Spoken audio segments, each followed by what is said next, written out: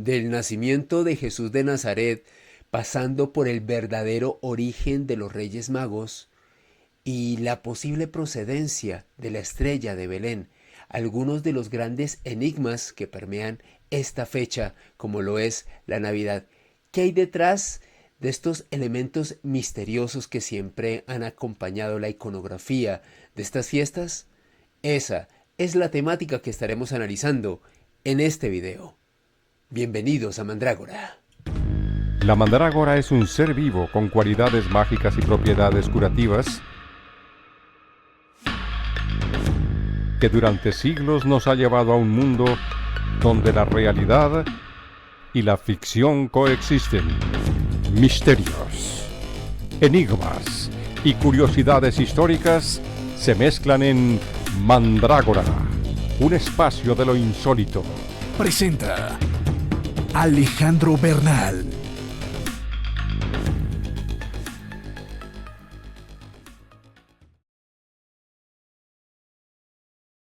Y para hablar sobre estos grandes enigmas, de estos grandes misterios relacionados con estas fechas, la verdadera fecha de nacimiento de Jesús de Nazaret, la naturaleza verdadera de los Reyes Magos y qué era la estrella de Belén, tengo un gran amigo, un conocido por todos ustedes, Andrés Abella, el capitán Olman.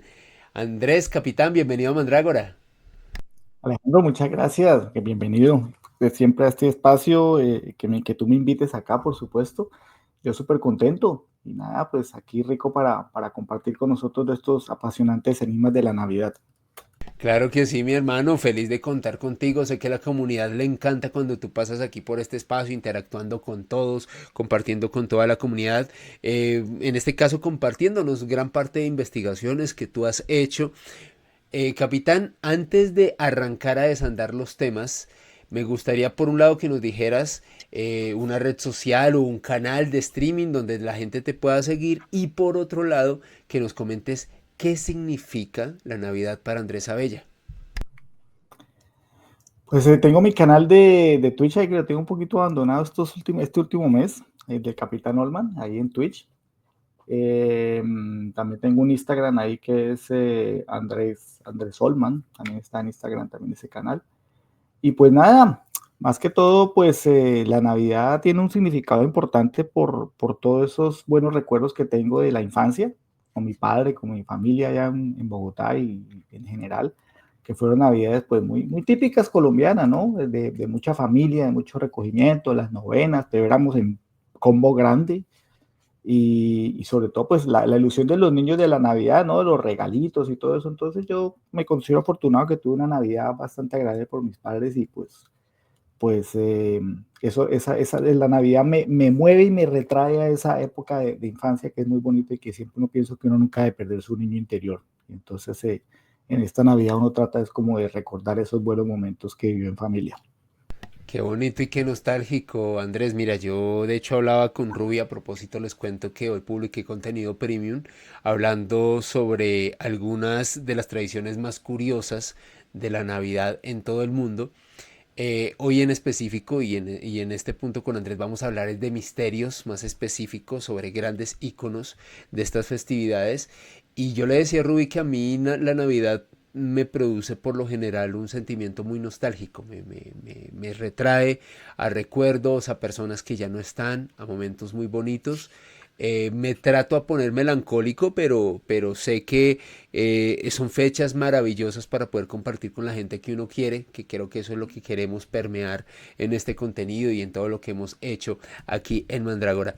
Capitán, quiero que arranquemos por probablemente uno de los grandes enigmas históricos alrededor de estas festividades, y es que dentro del canon judeocristiano, bueno, más que todo católico, porque los judíos tienen digamos que una concepción muy diferente, después de que el Imperio Romano abrazó el cristianismo como religión oficial y se instauró la Iglesia Católica, podríamos decir que una serie de celebraciones que se efectuaban por estas épocas del año, las Saturnales, de las cuales creo que les he hablado ya profusamente, que se celebraban principalmente del 17 al 25 de diciembre aproximadamente, fiestas en honor al dios Saturno, que de hecho también coincidían con la fiesta del Sol Invictus, que dentro de la tradición romana era la época del año en el que la luz vencía a la oscuridad, y era pues una fecha de advenimiento y de mucho beneplácito y de mucha alegría.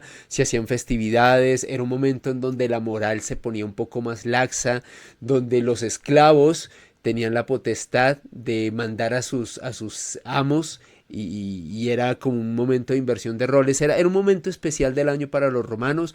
Mucha de esa iconografía fue rescatada por nuestra cultura occidental, se mezcló con la tradición cristiana, la tradición católica, y pues en medio de esta mezcla y de este batiburrillo de creencias y de festividades y de ágapes que se hacían para estas fechas, surgió ya desde hace un buen tiempo pues la tradición, podríamos determinarlo, que la Navidad en realidad representaría el nacimiento de Jesús de Nazaret hace más de 2000 años en Belén, pero de acuerdo a una serie de investigaciones de las cuales Andrés nos va a hablar más adelante, pues muchos expertos han establecido que en realidad la verdadera fecha del nacimiento de Jesús no tiene nada que ver con esta festividad. Capitán Olman, ¿cuándo nació Jesús y cuál es tu tesis al respecto? Bueno, Alejandro, esto es un tema bastante apasionante. La verdad que, mira, solamente este tema yo creo que da para un video, la verdad, porque Sí, sí. es mucho lo que hay de esto. Y antes que todo, quiero que lo tratemos desde un punto de vista muy respetuoso hacia la religión cristiana, los que profesan religión cristiana católica, pues yo me incluyo entre ellos, aunque no sea muy practicante, pero me crié en una familia católica. Y con el respeto a todas las demás religiones, porque aquí al revolvernos en el tiempo y empezar a escarbar en los principios del siglo I, prácticamente, tenemos que ubicarnos muy en un contexto muy de esa época, ¿no? Para analizar estos temas hay que analizar mucho en contexto. Entonces, tenemos que devolvernos al siglo I, eh, donde estaba el Imperio Romano en su pleno apogeo, esplendor, y habían comunidades judías, obviamente, en esa región de Palestina, que era una provincia romana, pero también habían una serie de pueblos aledaños ahí que pues tenían una influencia en esta región. Entonces, eh, como tú bien lo dices, todo este tema de la Navidad moderna que nosotros conocemos ahorita, 25 de diciembre y todo el tema, fue un invento muy posterior, 200, 300 años, ya cuando el cristianismo ya estaba fomentado, cimentado, cuando el Imperio Romano lo había absorbido como su religión oficial y había cambiado las antiguas tradiciones romanas que tú mencionaste ahorita, la famosa Saturnalia, que inclusive la Saturnalia desciende de una festividad griega que era la Cromia, en Sí, honor a sí. Crono. Que hay Y que empiezan recordar a... sobre eso, capitán, y perdóname por interrumpirte, que los romanos en ese sentido adoptaron muchas creencias de pueblos a los cuales ellos conquistaron militarmente, pero que culturalmente apropiaron, metieron dentro de su cultura.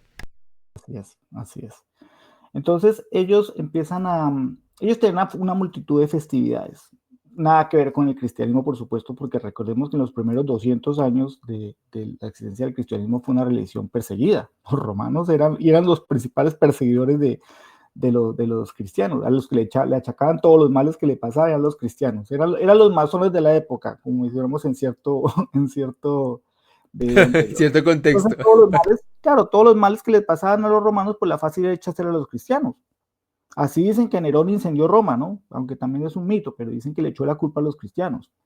Bueno, el hecho es que estas festividades, que nada tienen que ver con el nacimiento de Jesucristo, eh, que tengan otros orígenes, pues a medida que con el transcurso de los años y el Imperio Romano empieza a adoptar el cristianismo, se dieron cuenta que empieza a ejercer entre sus ciudadanos, que muchos eran ya cristianos, una especie de luchas y peleas, precisamente por eso, porque algunos, los más antiguos, siguen venerando a los dioses paganos, al panteón romano, mientras que la creciente población romana ahora, pero que ahora son cristianos y que son ahora mayoría, empiezan a crear sus propias festividades, festividades que ni siquiera existían, porque en ese tiempo no se celebraban ni siquiera los cumpleaños. La gente se celebraba cuando se acordaba era de la fecha de la muerte de la persona. En el año que murió fulanito, en el año que murió Perencejo, Menganito, no cuando nacían.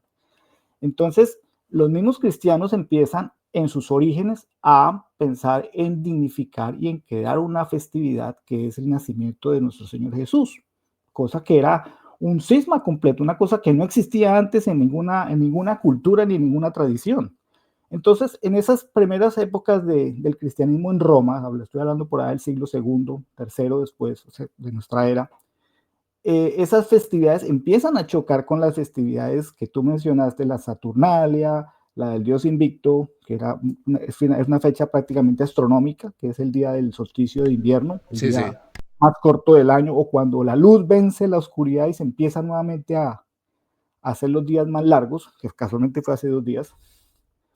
Y entonces el sol invicto, ahora para los cristianos que son mayoría en Imperio Romano, representan esa la figura de Jesucristo, el que vino a redimir a la humanidad y a sacar la oscuridad y volverla a la luz. Entonces cogen ese 25 como una buena, digamos, una excusa, pero no lo hacen ellos porque sí, ellos tienen que ser validados por las personas que estaban en el poder en Roma. Entonces ahí aparecen figuras históricas como Constantino, que fue el famoso emperador que adopta el cristianismo y vuelve el cristianismo como religión oficial del Imperio Romano, y él con el papa de la época, si no estoy mal era Julio I, son los que finalmente oficializan y convierten el 25 de diciembre, antiguo Sol Invictus, festividad romana, como natividad de Jesucristo, porque ahora Jesucristo o el cristianismo es la religión oficial del Imperio Romano. Entonces ves como dos figuras de poder, una desde el punto eclesiástico, que es el papa de la época, y otra que es el emperador, Santa Ley. De un momento dicen, ya nomás, se acabó esto de Panteón, Júpiter y sus olímpicos para afuera. Se acaba el politeísmo, se acaba el politeísmo. Se acaba esta cuestión, aquí somos cristianos, echamos la bendición y a partir de ahora, Sol Invicto, no señor, Jesucristo 25 de diciembre. Entonces, mira cómo se cambió toda esa tradición. Pero si volvemos más atrás, a los orígenes y finalmente al tema que es el misterio de cuándo nació Jesús, pues ahí empezamos a revolcar cosas más, un poquito más difíciles de tener, porque a fecha de hoy no podemos saber exactamente cuándo nació Jesús. La tradición, y nosotros lo celebramos como Navidad, 25 de diciembre, pero la verdad es que hay muchísimas fuentes y algunas son difíciles de rastrear por esa época, porque no había muchos. Recordemos que finalmente Jesucristo se terminó volviendo una figura preponderante mucho después de su muerte. O sea, los historiadores de esa época, que la mayoría eran romanos, pues vuelvo y repito, los primeros 200 años la religión cristiana fue perseguida, o sea que para ellos Jesucristo no era relevante, y si lo fue, pues recordemos que fue condenado como criminal sedicioso del Imperio Romano, o sea que no estaban interesados en escribir sobre Jesucristo, las fuentes romanas. Y las fuentes cristianas, si lo hacían de una manera herética porque estaban siendo perseguidos. Los evangelios de los cuales tenemos nosotros los hechos de Jesucristo, los 4 evangelios canónicos, Mateo, Marcos, Lucas y Juan, 2 de ellos, el de Juan y el de Marcos, no mencionan absolutamente nada de la natividad de Jesús. Ellos arrancan con el ministerio de Jesús cuando empieza con su predicación, cuando ya es un adulto y empieza toda su vida pública. Entonces, de los 4 nos quedamos con 2, que son el de Lucas y el de Mateo, y ellos sí empiezan a mencionar parte del principio de la vida de Jesús, su encarnación y su infancia, pero lo hacen de una manera teológica, no histórica, porque ni Lucas ni Mateo eran historiadores, primero que todo, y segundo, ni Lucas ni Mateo vivieron en la época de Jesús, fueron escritores que compusieron sus escritos, sus evangelios, mucho después de Jesús. El más antiguo de todos es Marcos, que ya mencioné que no menciona nada de la natividad de Jesús, y se atribuye al año 60 o 70 después de Cristo. y los de Lucas y Mateo estamos hablando por ahí del 80, del 90. Imagínate lo que es difícil de reconstruir la historia de una persona 90 años después de que falleció o de Claro. que vivió, por lo menos, por personas que ni siquiera lo conocieron. Entonces ahí entramos en ese, ¿cómo se llama? En esa delgada línea de la teología cristiana, lo que nos dice la Biblia, y los hechos históricos, que sí de pronto los menciona de pronto el historiador más conocido romano, que es Flavio Josefo, que Sí, sí. vivió en una época más o menos del 60-70 después de Cristo, y es el que reúne muchas de estas historias de los judíos. Entonces, es como la primera consideración que hay que hacer ahí. Entonces, si nos remitimos a lo que dice el Evangelio de Lucas, por ejemplo, Lucas en su capítulo 2, lo tengo por acá, él menciona, y me permito aquí, si me permites leer, dice: Sí, sí, tranquilo. aconteció que en aquellos días se promulgó un edicto de parte de Augusto César, el emperador romano de esa época, Augusto. Entonces ya tenemos un contexto histórico, Augusto César, ¿no? Que todo el mundo fuera empadronado. En este primer censo se hizo siendo Cirenio gobernador de Siria, e iban todos para ser empadronados, cada uno a su ciudad. También subió de Galilea, de la ciudad de Nazaret, a Judea, a la ciudad de David, que se llama Belén, por cuanto era de la casa y familia de David, para ser empadronado con María su mujer, desposada con él, la cual estaba encinta. Aconteciendo que estando ellos allí se le cumplieron los días de su alumbramiento y dio a luz a su primogénito, al cual envolvió en pañales y lo acostó en un pesebre, porque no había lugar para ellos en el mesón. Eso es el capítulo 2, del versículo 1 al 7 del Evangelio de Lucas, en el cual nos dan algunas pistas para rastrear cuándo nació Jesús. Entonces, mencionan un famoso censo, el Eso censo de sí. Cirenio en la época del emperador Augusto. Entonces empecemos a rastrear.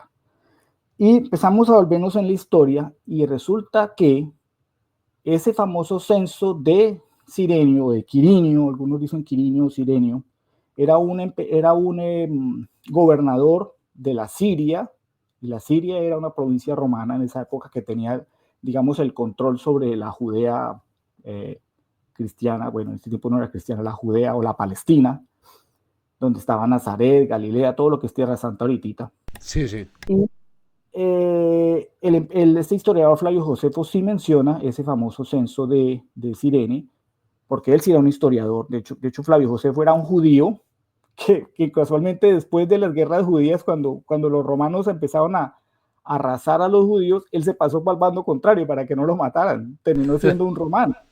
Entonces, pero es una fuente muy valiosa porque primero era historiador, segundo era judío de nacimiento, luego vivió en esa época, estaba en ese sitio geográfico de Jerusalén, tenía acceso a las fuentes, por supuesto, y además luego fue romano, luego logró escribir en latín para preservar esos conocimientos. Entonces, él da fe de ese famoso censo, pero se fecha ese censo en el año 6 después de Cristo.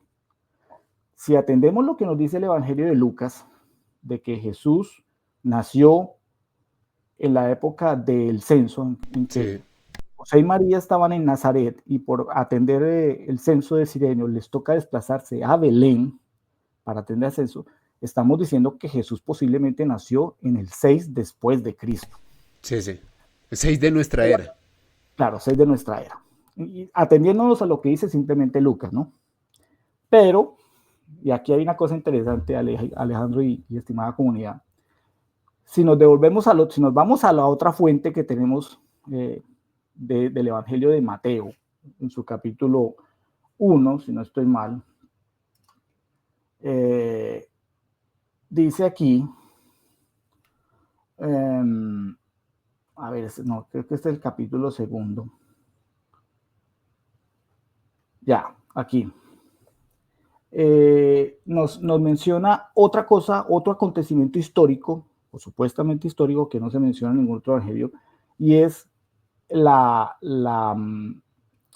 famosa matanza de los niños inocentes, lo que se celebra el 28 de diciembre. Sí, sí, sí. Y ahí mencionan a Herodes el Grande, rey de los judíos. Si nos atenemos nuevamente a los registros históricos, este Herodes el Grande era un gobernador o un gobernante digamos, vasallo del Imperio Romano. De hecho, los romanos, el emperador fue el que lo puso como gobernador, era un rey legítimo, realmente. Pero lo puso porque los romanos, lo que tú mencionas, a veces para evitar entrar en conflicto con sus provincias conquistadas, mantenían los gobernantes locales de una manera como títeres, como para tener al pueblo contento y decir que tienen su gobernador y ellos están un poquito más arriba controlándolo para evitar esos roces y esas disputas y eso. Y siempre la Palestina fue una región tremendamente conflictiva para los mismos romanos. Entonces, unos años atrás, el emperador Augusto coloca a este señor Herodes en el trono de los judíos. Y este señor, como sabía que era ilegítimo, que en cualquier momento le iban a correr la butaca, por decirlo así, vivía paranoico en qué momento lo iban a destronar, bien fueran los romanos que lo habían puesto o algún otro judío que viniera a reclamar que tenía mejores derechos que él. Y pasó a la historia precisamente gracias al historiador Flavio Josefo y a otros, pero especialmente a él, por las crueldades que Herodes hizo. Mató a sus propios hijos para que no lo destronaran. Mandó matar a la negra, o sea, mandó a hacer una cantidad de atrocidades. Y se menciona que cuando este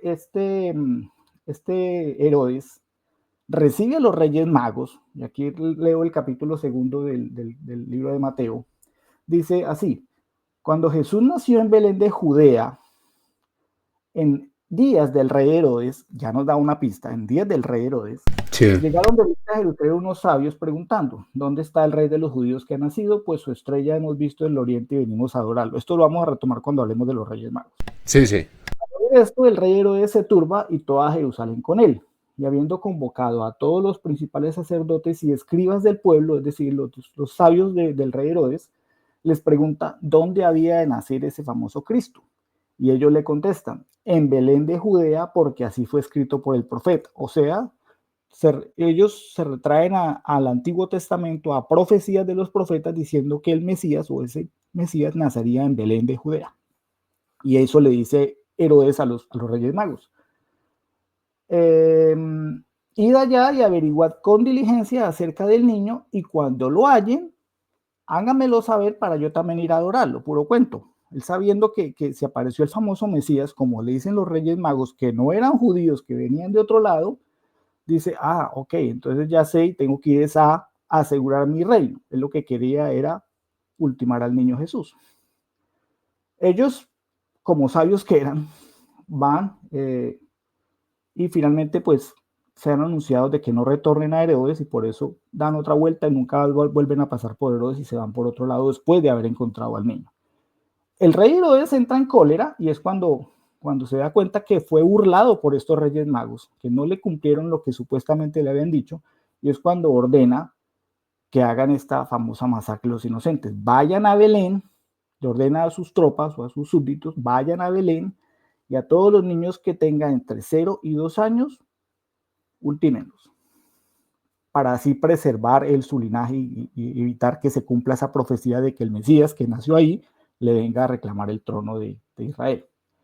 Entonces, aquí aparece otro evento histórico, y es Herodes el Grande. Y gracias a la historia fría oficial y a Flavio Josefo, sabemos que Herodes el Grande murió en el año 4 antes de nuestra era. Entonces, por un lado, tenemos que Lucas nos dice que el censo de Cirinio ocurrió en el 6 después de Cristo, y por el otro lado, el otro evangelista, que es Mateo, nos dice que Jesús nació en época de Herodes el Grande, el cual falleció en el año 4 antes de Cristo. Entonces tenemos un gap de tiempo de 10 años.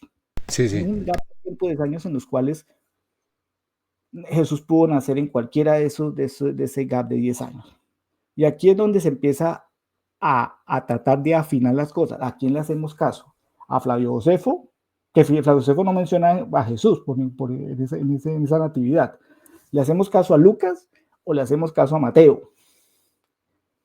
¿O le hacemos caso al historiador de la época? Claro, entonces, claro. Ahí es donde posteriormente Ya, como vuelvo retomando unos años posteriores, en la época del cristianismo, ya cuando era la religión oficial del Estado, cuando ya habían papas, cuando ya habían doctores de la iglesia, los padres de la iglesia, empiezan a desarrollar toda esta teología cristiana y todo alrededor del marco del Maestro Jesús, empiezan a darse cuenta de que, bueno, si vamos a crear una fiesta oficial para conmemorar el nacimiento del Hijo de Dios, como lo mencioné antes, lo vuelven el 25 de diciembre, pues tenemos que empezar a ver cuándo fue que nació. Sí, tenemos el 25 de diciembre como fecha, pero ¿de Sí, qué sí. año? ¿Sí me entiendes? Y ahí aparecen unos apuntes curiosos, que es, por ejemplo, la famosa figura de este señor que se llama Dionisio el Exiguo. Dionisio el Exiguo era un monje o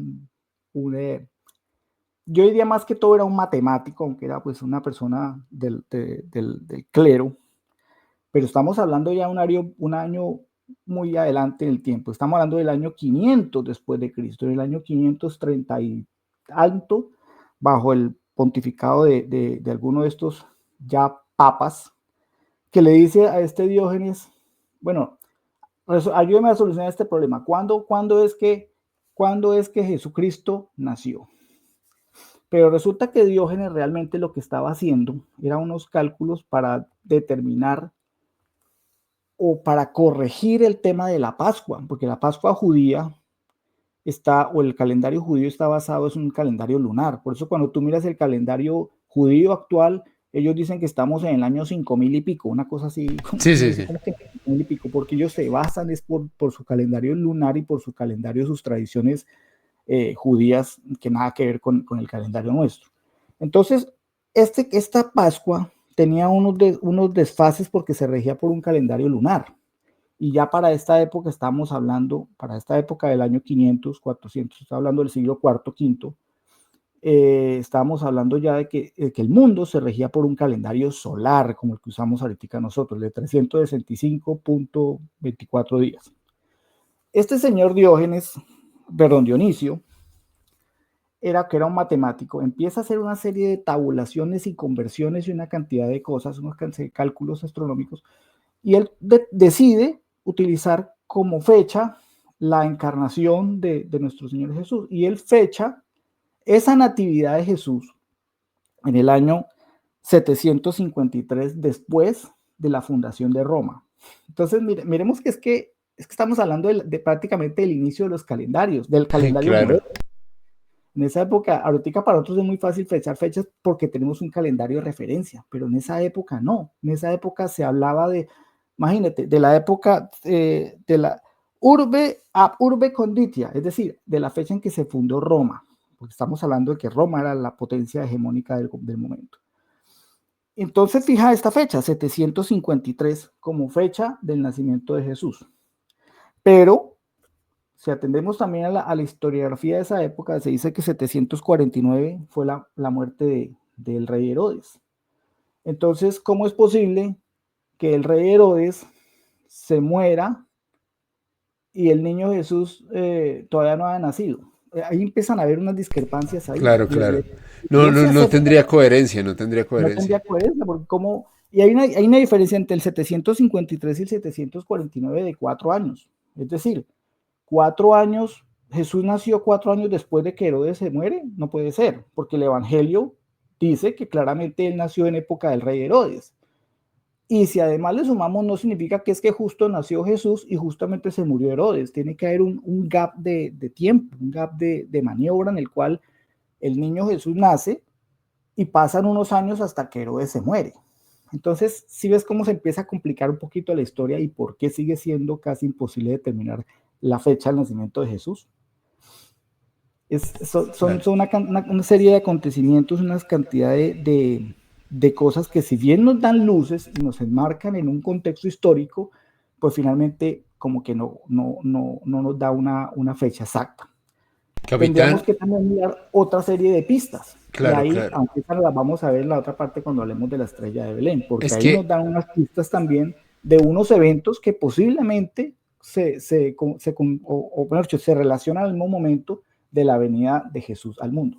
Es que sobre eso te quería hacer una pregunta. Tú dentro de la investigación que hiciste, ¿se, se pudo determinar o se pudo hacer un aproximado de qué mes fue en el cual nació en este caso el Mesías? Porque si nos ponemos a hablar dentro de la tradición, yo alguna vez escuché, reitero, esto fue más a modo de esas escuchas que uno hace de material que se encuentra random o en la radio o en YouTube. Había escuchado que la fecha aproximada en cuanto a mes, sería un periodo comprendido entre agosto y octubre, en el cual habría nacido en este caso Jesús. ¿Tú coincides en esa apreciación o crees que fue en otro mes, Andrés? Pues mira, Alejandro, aquí vuelvo y retomamos el tema y es lo siguiente. Ahí, ya digamos, tenemos un gap, ya te dije, tenemos un gap de años, de 10 años, ¿no? En el cual posiblemente nació Jesús. Pero si nos vamos a la fecha exacta, eh, la teoría o la historiografía oficial cristiana católica dice que fue un papa especial el que colocó, digamos que arbitrariamente, la fecha del 25 de diciembre. Y ya lo mencionamos ya, que fue este Papa Julio I, Sí, sí. instado por el emperador. Él fue el que dijo, pero lo dijo a dedo. A partir del momento no más Invictus, ahora es 25 de diciembre. Pero si nos atenemos de nuevo a las escrituras, a las sagradas escrituras, volvemos al Evangelio de Lucas. Y en el Evangelio de Lucas nos da otra pista aquí que es interesante mirar. Y es en el mismo capítulo 2, habla de los ángeles y los pastores. Y abro comillas y cito lo siguiente. Los ángeles y los pastores. Había pastores en la misma región que velaban y guardaban las vigilias de la noche sobre su rebaño. Y se les presentó un ángel del Señor, y la gloria del Señor los rodeó de esplendor y tuvieron gran temor. Pero el ángel les dijo, no temáis, porque yo os doy nuevas de gran gozo, que será para todo el pueblo, que os ha nacido hoy en la ciudad de David un Salvador, que es Cristo el Señor. Esto servirá de señal, hallaréis al niño envuelto en pañales, acostado en un pesebre. Es la imagen que tú ves ahí. Repentinamente apareció con el ángel una multitud de las huestes celestiales que alababan al Señor y decían, gloria a Dios en las alturas y en la tierra paz y buena voluntad para con los hombres. Sucedió que cuando los ángeles se fueron de ellos al cielo, los pastores se dijeron unos a otros, pasemos pues hasta Belén. Belén era la ciudad de David, porque David nació en Belén, ¿no? Y veamos que esto que ha sucedido y que el Señor nos ha manifestado. Vinieron apresuradamente y hallaron a María y a José y al niño acostado sobre el pesebre y dieron a conocer lo que les habían dicho acerca del niño, y todos los que oyeron se maravillaron de lo que los pastores decían. Pero María guardaba todas estas cosas, meditándolas en su corazón, y los pastores se volvieron glorificando y alabando a Dios por todas las cosas que habían oído y visto como se les había dicho. Entonces aquí hay una pista interesante en el Evangelio de Lucas y habla de los famosos pastores que los ángeles le comunican la buena nueva al nacimiento de nuestro Señor Jesús. Y si tú te pones a mirar diciembre en la Belén, esa era la zona de Judea, Sí, sí. estaban en estaciones, allá Israel tiene estaciones. En Igual que, hemisferio norte, pleno claro, hemisferio norte. entonces no tiene mucho sentido que haya unos pastores en diciembre, con el frío del invierno, cuidando ovejas a medianoche o en la noche a campo traviesa, cuando se supone que las ovejas deben estar guardadas para épocas de invierno en los rediles. No tiene sentido que haya pastores por ahí. Esto es lo que hace que a muchos padres de la iglesia, como Clemente de Alejandría, sitúe la fecha del nacimiento de Jesús en primavera. Y él menciona, aunque él finalmente no se decanta por una fecha, pero él menciona en sus escritos el 20 de mayo, el 19 o el 20 de abril, que es primavera, e inclusive el 17 de noviembre, que es otoño. Entonces no aparece por ningún lado aquí 25 de diciembre. Y estamos hablando de un padre de la iglesia, Clemente de Alejandría. En otros textos apócrifos, sabes que los evangelios apócrifos no son canon, pero tienen muchas pistas también que nos dan del cristianismo.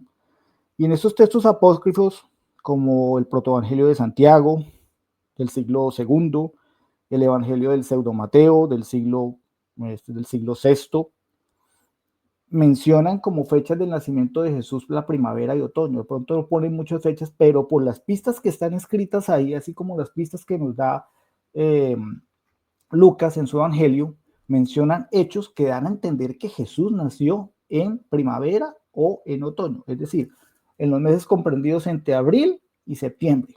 Nada que ver con diciembre. Pero sigamos adelante. El Evangelio árabe de la infancia de Jesús, escrito en el siglo VI. Ellos mencionan que Jesús nació de acuerdo al calendario agrícola judío. El calendario agrícola es ese que te estoy mencionando. Nada que ver con diciembre porque ya la cosecha había pasado, la cosecha se recoge en otoño y si Jesús nació tuvo que haber nacido o en época de cosecha o en época de siembra, es decir, Claro, claro. primavera, otoño, nada que ver con invierno. Pero no nos quedemos ahí, vámonos a las tradiciones judías. Y las tradiciones judías mencionan una festividad judía que es la fiesta del Sukkot. No sé si se pronunciará bien así, el Sukkot. Y la fiesta del Sukkot ocurre entre septiembre y octubre. Y además tiene una cosa interesante, que por la fecha del Sukkot, como la fecha de los tabernáculos, la comunidad judía se reunía y llenaba las posadas. Como que dice, bases llenas, no había dónde alojarse. Si atendemos a lo que dice el Evangelio, y José y María tuvieron que viajar hasta Belén para empadronarse, coincide con lo que nos dice el relato bíblico. No encontraron posada y por eso es que el niño nació en una gruta o en un portal porque las posadas estaban llenas, porque los judíos estaban celebrando el Sukkot y eso es o en septiembre o en octubre.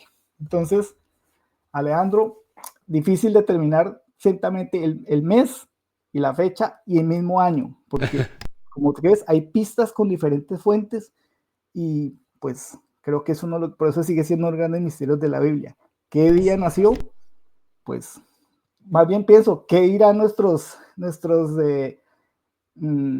personas que ven este video? Le dejamos abierto. ¿Cuándo piensan que ustedes nació Jesús? ¿En octubre, en primavera, en otoño o efectivamente en diciembre? Algunos dicen inclusive, unos padres de la iglesia, que la encarnación del Jesús, es decir, cuando el ángel Gabriel se le presenta a María y le da la nueva de que ha sido escogida para ser la madre del Hijo de Dios y ella queda encinta porque baja al Altísimo y pues encarna el Jesús, citan esa fecha como un 25 de marzo. Por eso se conoce o se celebra que la encarnación de Jesús realmente fue un 25 de marzo. Si le sumas al 25 de marzo los 9 meses de gestación, te da 25 de diciembre. Y por eso es que finalmente los grandes jerarcas de la iglesia la zanjaron por lo fácil. Claro, 25 de claro. diciembre se acabó. Quitamos los reyes paganos, los dioses paganos del Imperio Romano, los sustituimos por la rueda de religión, 25 de diciembre, y además se junta con todo esto de la concepción y los 9 meses y se zanjaba el problema. ¿Cómo te parece a ti la historia? No, bastante prácticos para hacerlo, pero maravillosa esa disertación. Primero porque lo abordaste desde un punto de vista histórico de los estudios. Realmente al día de hoy no hay un consenso ni historiográfico ni científico, no solamente sobre el año exacto, sino sobre el mes.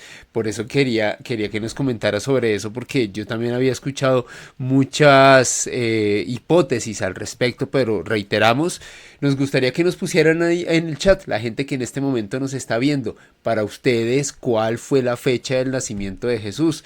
¿Creen que en efecto es tal y como lo hemos venido celebrando desde hace miles de años, 25 de diciembre? ¿O fue en otro año, en otro mes? Queremos de verdad conocer su punto de vista, que nos parece siempre fascinante compartir con todos y cada uno de ustedes. Otro de los grandes enigmas, Andrés y espectadores de estas fechas, tiene que ver con los conocidísimos Reyes Magos. Creo que otras de las figuras iconográficas de esta fecha, Melchor, Gaspar y Baltasar, si no me falla la memoria, así se llaman, y que durante mucho tiempo han representado, hay que decirlo, un nexo de tres hombres sabios, tres hombres que hasta cierto punto habrían estado inmersos en conocimientos herméticos y que iban a conocer al Mesías, al Hijo de Dios, a un gran sabio que iban a ser precisamente en esa fecha. Querido Andrés, ¿quiénes eran los Reyes Magos?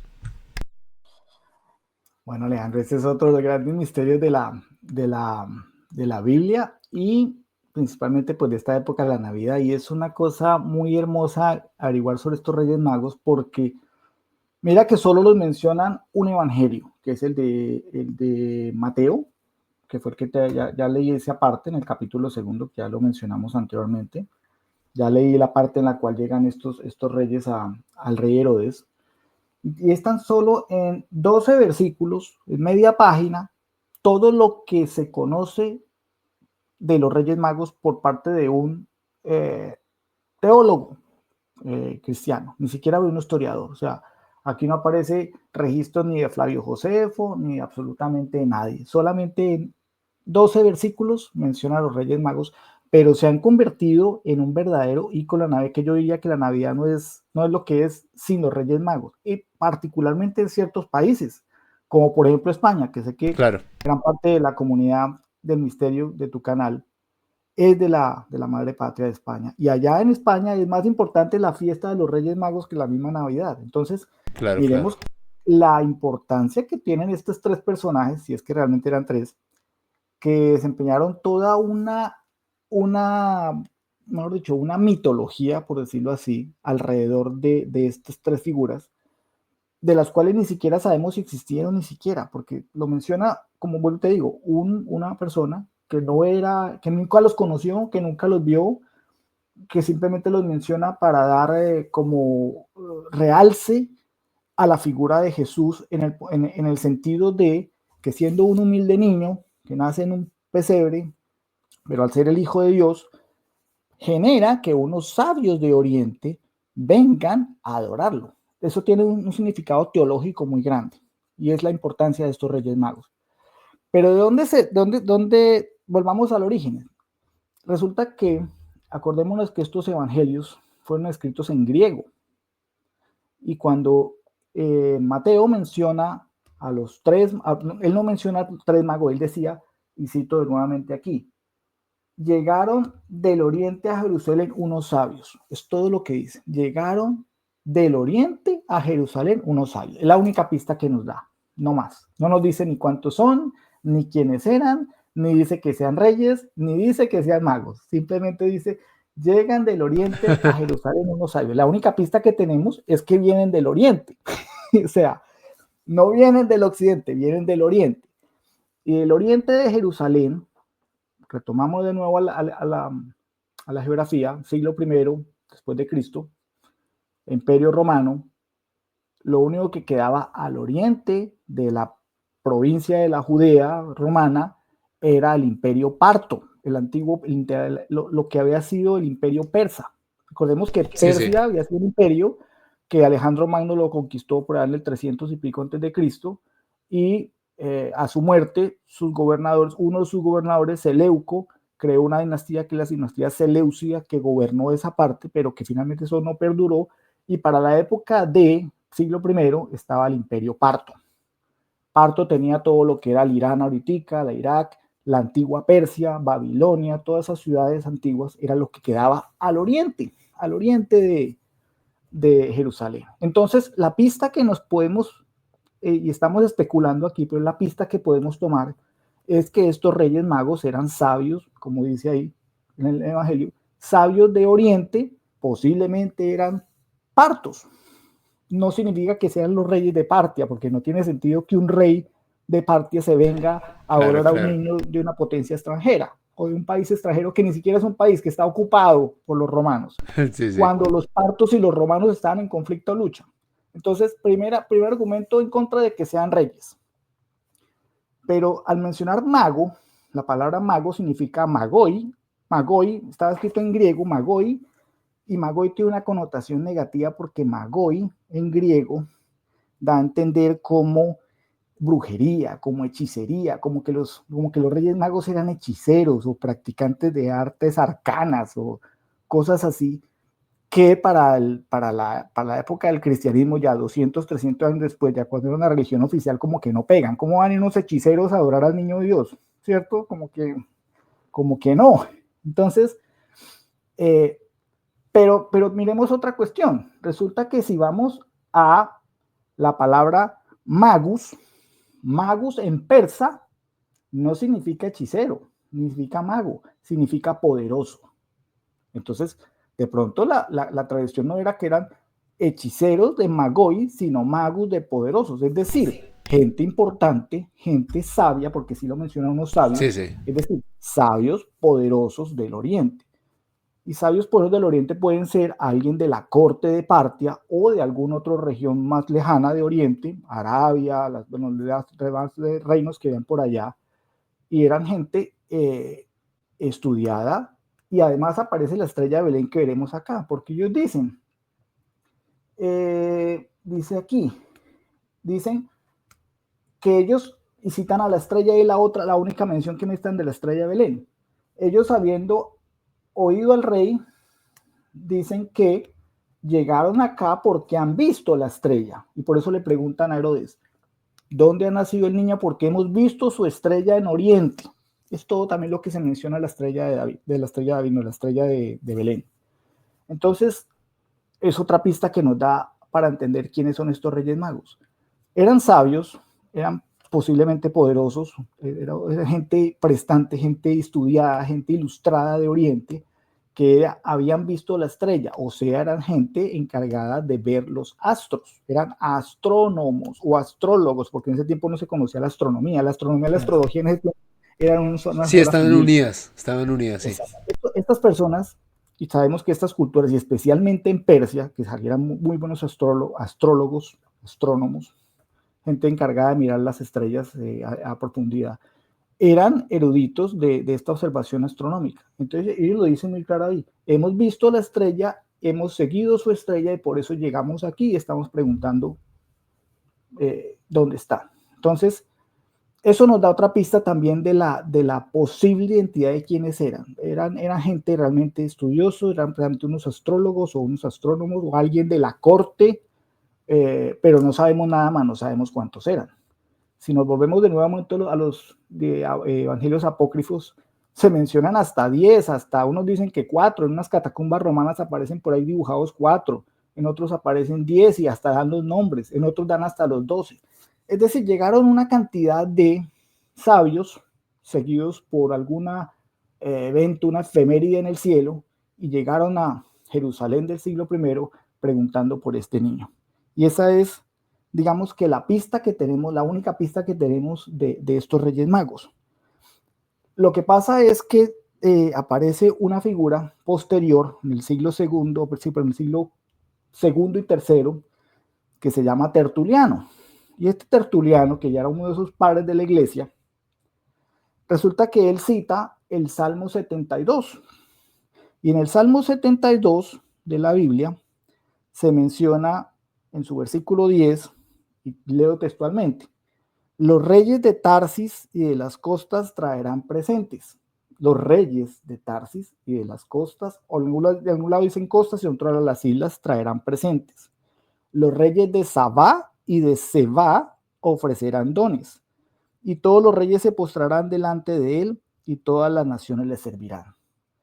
Entonces, este Tertuliano coge este Salmo 72 y asocia esta figura de reyes, porque ahí sí se menciona reyes de Tarsis y de otra de Seba y de Sabá, y lo acondiciona al mito de los sabios de Oriente que menciona nuestro querido Mateo. Y en ese momento, es hasta el siglo segundo y tercero, cuando los sabios de Oriente se terminan volviendo reyes. ¿Por qué? Porque Tertuliano los asoció con lo que dice el Salmo 72 de la Biblia. Claro. Ahí, en ese momento es cuando los sabios de Oriente se vuelven reyes. Y entonces tú me dices, bueno, un momentito, pero en el Salmo 72 mencionan unas regiones geográficas, dice Tarsis, mencionan Seba, mencionan Sabá. ¿Dónde está eso? Porque eso podría ser un origen de dónde están los Reyes Magos, de dónde vienen. Pues resulta que Tarsis, mi querido Alejandro, comunidad, puede ser una mención a un sitio que no se encuentra en Oriente de Jerusalén, sino al otro lado, en Occidente. Y era posiblemente la antigua Tartessos, la que está ahorita en las costas de España. Sí, señor. Tartessos fue un imperio algunos dicen que no existió, pero algunos dicen que sí, que hay restos arqueológicos. y se menciona ese Tarsis por los antiguos griegos y por los romanos como si hubiera sido ese Tartessos. Pero no hay una fuente oficial. Puede ser que haya Tarsis en Fenicia, puede ser que haya una Tarsis en Cerdeña, puede que haya una Tarsis en otro lado, pero lo que sí era muy claro para época bíblica, especialmente para la época en que se escribió el Salmo 72, es que Tarsis era un sitio económicamente pudiente del cual venía plata, estaño, oro, luego era un sitio pudiente. Y por eso uno de los reyes magos se le dice que trae el oro, posiblemente de Tarsis. Pero si es así, entonces este rey no viene de Oriente, viene de Occidente. Y eso posteriormente, ya en época muy tardía, estamos hablando de la Edad Media, cuando se desarrolla mucho más el mito de los reyes magos, asocian a uno de los reyes magos como un rey europeo que trae oro. Entonces sí es como, pero finalmente son cosas que se van juntando, pero que no tienen un fundamento histórico puntual. Si nos vamos a la segunda cita que dice el Salmo 72, dice los reyes de Sabá y Seba. Y resulta que Sabá se asocia con la tierra de la reina de Saba. Claro, claro, claro. Y la tierra de la reina de Saba, volvemos a la época del rey Salomón, época bíblica, se confunde con esa mítica tierra de Ofir. ¿Dónde queda la tierra de Saba? Algunos dicen que es el actual Yemen, en la parte sur de la península arábiga. Supuestamente era la patria de la reina de Saba. Entonces, si había un rey de Saba, entonces decimos que ese rey podría venir de Arabia. Era un rey de alguno de esos tribus árabes que existían en la península arábiga. Podría ser. Y si decimos que de la zona de Seba, pues esa zona de Seba resulta que se confunde con el antiguo Sudán, al sur de Egipto, que era también una zona pues que tenía ciertas riquezas económicas. Y entonces en ese caso sería otro rey mago que no viene de Oriente, sino que viene de la parte suroccidental y que viene de África. Y al principio, y si me permito que te devuelvas por favor a la anterior ayuda. Sí, sí, sí. Claro que sí, claro que sí. Mi hermano, muy interesante esa disertación que nos haces porque primero nos estás dando varios referentes geográficos que creo que es importante tener en cuenta y sobre todo darles el contexto de rigor, claro está. Mira, esa imagen la puse por lo siguiente. Resulta que eso es un mosaico que dice ahí, mosaico del siglo VI de la Basílica de San Apolinar el Nuevo en Ravenna, Italia. Sí, sí. Y si tú ves, ahí están los tres reyes magos con sus nombres arriba, Baltasar, Melchor y Gaspar. O sea, ya Sí, en sí. ese fresco aparecen esos nombres. ¿De dónde los sacaron? Ve, todos saben de dónde los sacaron, pero no están en el Evangelio. Pero aparece Como en precisamente Egipto, Andrés, la cámara del rey. ¿Por qué? Porque se nos dio por ponerle así. tal cual. Tal cual. Se hubiera podido llamar Andrés, Alejandro y Pedrito. Pero bueno, los pusieron Baltasar, Melchor y Gaspar. Pero mira, analicemos la figura. Y me gusta hacer este ejercicio contigo. Mira, ¿tú qué ves ahí? Mira, ves unos personajes vestidos con ropa suntuosa, Sí, usan capas, ropas muy al estilo persa, muy al estilo realeza, lo que reafirma el argumento de que son gente poderosa, gente potentada de la riqueza y de la sabiduría. No llegan allá con harapos, no son cualquiera, son tres personas pudientes, importantes, prestantes, bien vestidas, y además traen las ofrendas. Pero mira algo además, tienen tres gorros rojos que son frigios, y los gorros frigios son una sí, región señor. particular, que nos da a entender que posiblemente esos tres venían del mismo reino, porque los tres usan el gorro frigio. Entonces, eso es una hipótesis diferente. De pronto los tres no eran de tres regiones diferentes, sino eran sabios de una sola región. Y eso reafirma la hipótesis de que sean sabios de Oriente, de Partia o de Persia, que venían de esa corte. Diferente a unos que dicen que venía de un sitio, que otro venía de otro lado.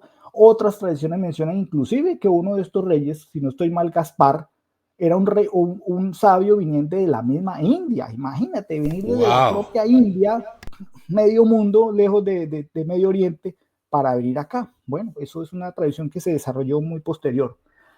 Y además, mira las Reinteresante. Andrés, quiero detenerme ahí un segundito, pues complementa un poco el tema, no es el foco de lo que estamos hablando. Recuerda que hay algunas tradiciones gnósticas, algunos trabajos que establecen por parte de colegas, de investigadores, que Jesús habría vivido y habría fallecido en Cachemira, en la India y en otras regiones de ese país. Reitero, son Sí, estudios que en su momento se hicieron y es muy particular que haya entonces esta posible conexión de la India ya a partir de estos Reyes Magos con Jesús. Me parece fascinante esto. sí, sí, interesantísimo, interesantísimo eso. Y mira además lo que dice aquí. ¿De dónde? Bueno, ya establecimos posiblemente de dónde salieron, aunque pues todo apunta que era de Oriente. Si nos atenemos a su vestimenta, todos seguramente eran tres sabios venidos de Partia o de Persia, posiblemente de Babilonia, de toda esa región que era el imperio parto. Pero además la pregunta es, ¿por qué tres? ¿Por qué tres? Ya dijimos por qué se volvieron magos, ¿no? Sí, Porque sí, sí. Tertuliano los volvió reyes, perdón, los volvió reyes. Tertuliano fue que los volvió reyes cuando lo asoció al Salmo 72. Pero ¿por qué tres? Si ya te dije yo que hay escritos que dicen que eran cuatro, otros que eran 10, otros que eran 12, inclusive se nombran hasta los nombres, se nombran hasta 10 nombres raros, entre ellos sí aparecen estos tres, Melchor, Gaspar y Baltasar. Pero resulta que, ¿por qué se volvieron tres? Y esto es un tema que de pronto te lo planteo para un nuevo video y resulta que es que el número 3 es un número en la numerología muy importante Sí, y un sí. número extremadamente importante asociado a la misma figura del Maestro Jesús. Todo en la vida del Maestro Jesús está alrededor del número 3. Que no vamos a ahondar tica por su área, para hablar 2 horas más hablando del número 3 y las De implicaciones de hecho, Jesús. de verdad, si quieres y si quieren, pónganlo en el chat o en los comentarios más bien. Si quieren que con Andrés hagamos un dossier sobre misterios del número 3, el mismo Nikola Tesla decía que el número 3 guardaba el secreto del universo. O sea, de Sí, los grandes enigmas del universo, uno de los hombres más sabios de la historia. Así que es maravilloso cómo a partir de tradiciones gnósticas e incluso de uno de los grandes referentes científicos, el número 3 tiene una importancia preeminente. así es. Y resulta, Alejandro, que volviendo a este número 3, ¿y por qué 3? Es por las tres ofrendas que dan los Reyes Magos: incienso, mirra y oro, que sí se Sí, sí. mencionan. Y el incienso viene asociado a, es un producto aromático, es un producto aromático, y por eso mencionaba esta zona de Cebá, porque Cebá en el África produce ese sándalo, ese incienso especial que podría ser una de las ofrendas de los Reyes Magos. Pero el incienso está asociado a la ofrenda que se le hace, no solo en la religión cristiana, en todas las religiones, a los dioses. Entonces, Exactamente. vamos a Egipto, a la India, a Persia, bueno, a todos los cultos de esta región antigua. Cuando tú le ofrendabas algo a los dioses, le ofrendabas incienso. Era una ofrenda divina, era una ofrenda para reconocer al Dios. Entonces, la ofrenda de incienso que hacen los Reyes Magos es una ofrenda a Dios, reconociendo que Él es Dios, reconociendo su divinidad. El otro rey le trae el oro y resulta que el oro era la ofrenda que se le hacía a los reyes. Siempre que había embajadas diplomáticas entre pueblos, entre países, entre reyes, ¿qué se entregaba? Se entregaba oro. Así se fue la época de Exactamente. Salomón y bueno, en fin. Entonces, Uno de los objetos de intercambio más valiosos. claro, claro. Entonces, el otro rey mago, el que le está ofreciendo al niño Dios el oro, le está reconociendo como rey. Entonces ya lo está reconociendo como rey y lo están reconociendo como Dios. Y el tercer rey mago le trae la mirra. Y resulta que la mirra es un producto, son unas piedras, un producto resinoso que se utilizaba, bueno, tal vez ya no, pero se utilizaba en la antigüedad para el proceso de embalsamamiento de los cuerpos, cuando fallecía un individuo. Obviamente, prestante, no Pedro Picapiedra que lo echaban por el hueco, sino el personaje pudiente, el rey, el monarca o la persona de la realeza, embarnaban su cuerpo con mirra porque eso preservaba el cuerpo de la putrefacción. Y entonces es una ofrenda de reconocer la humanidad de ese ser. Entonces están reconociendo como humano, como divino y como rey. Y ahí está la importancia de esas tres ofrendas en la teología cristiana Y por eso, porque hay 3 ofrendas, es porque finalmente llegamos a que son 3. Solo por eso. Si hubiera Esa aparecido diferencia. si hubiera aparecido un cuarto diciendo, no, le trajeron café, pues hubieran sido 4. Pero resulta que se menciona incienso, mirra y oro, y por eso en la tradición cristiana se reconoce que son 3. Y es el Papa León I hasta el siglo V quien oficializa la tradición de los 3 reyes magos. O sea, ese es el epítome. Después de lo que dijo Tertuliano, que los volvió reyes, el Papa León dijo, bueno, listo, ya son reyes y ahora ya sabemos que no son magos, pero son 3. Y de ahí nos quedamos con que son estos 3 reyes magos. ¿Qué te parece esta historia? Fascinante, maravilloso eso que nos has comentado a propósito aquí dentro de las ayudas como tú las denominas, mi hermano, que nos compartes en este dossier, en esta presentación, un relicario bastante interesante que todos estamos apreciando en este mismo momento, un relicario de los Además, Reyes mira Magos. Alejandro, te pregunto, interrumpo, mira en la primera imagen que te dije que analizaras, ¿qué otra cosa notas especial de los magos, la que aparece el mosaico? ¿Qué notas de particular también hay?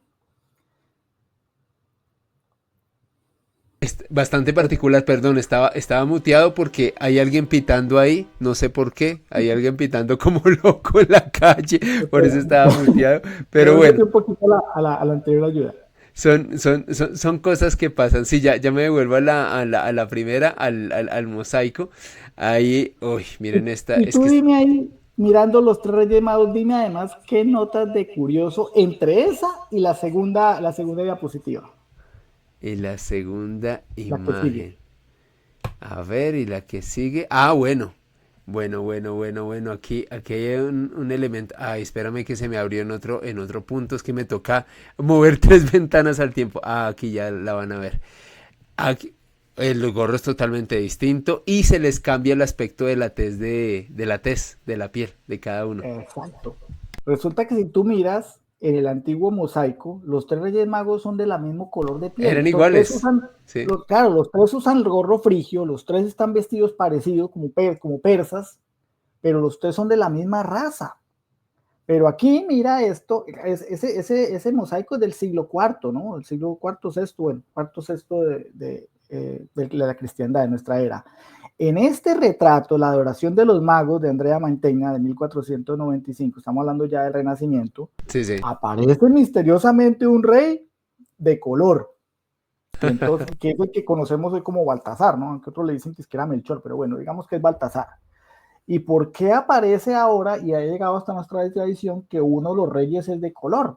Pues resulta que es que ya para esta época del Renacimiento, ya la África había sido eh, colonizada por las potencias europeas, cristianizada y por lo tanto lo que se acomodó ahorita en la iconografía católica y cristiana es representar a un rey mago y escogieron a Baltasar y lo volvieron morocho, volvieron de color para significar que todo el África le rinde tributo al niño Jesús. La raza negra representa el continente africano como un rey que reconoce a Jesús como su salvador.